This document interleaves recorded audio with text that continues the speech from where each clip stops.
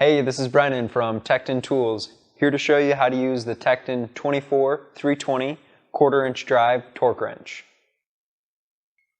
First, the torque wrench has a 2-piece scale with the main scale on the handle body and the micrometer on the knurled handle. To set the torque wrench, loosen the lock nut at the end of the torque wrench. This torque wrench has increments of 15 inch-pounds on the main scale and 1 inch-pound on the micrometer. If you want to set the torque wrench to 119, turn the knurled handle so that 0 is on the bottom of the 110. Then you turn the micrometer another 9 spaces so that it's set at 119. Lock the torque setting by tightening the lock nut. Then you are ready to go. It is important to use the torque wrench slowly and steady so you do not miss the torque setting you want. When the desired torque setting is reached, you will hear a click. Do not continue to move the torque wrench after you hear the click, or you can over-tighten nut or bolt. When you are finished, make sure you store the torque wrench at the lowest setting to maintain accuracy.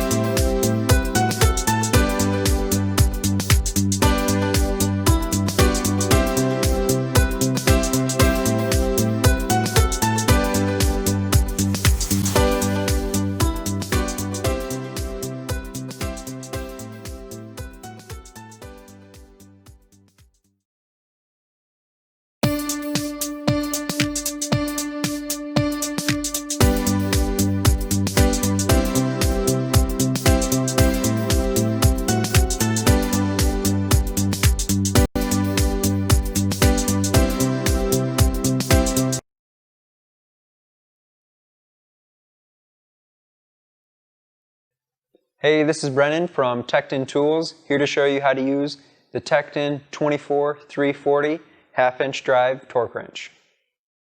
First, the torque wrench has a two-piece scale with the main scale on the handle body and the micrometer on the knurled handle.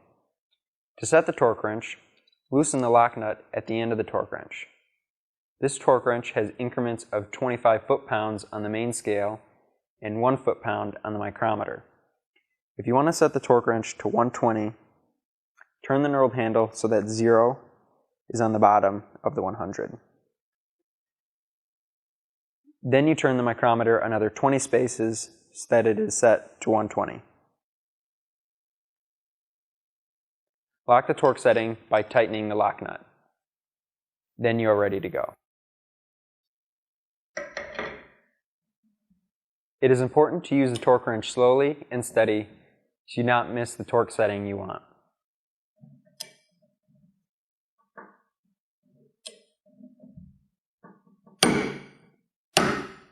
When the desired torque setting is reached, you will hear a click. Do not continue to move the torque wrench after you hear the click, or you can over-tighten the nut or bolt. When you are finished, make sure you store the torque wrench at the lowest setting to maintain accuracy.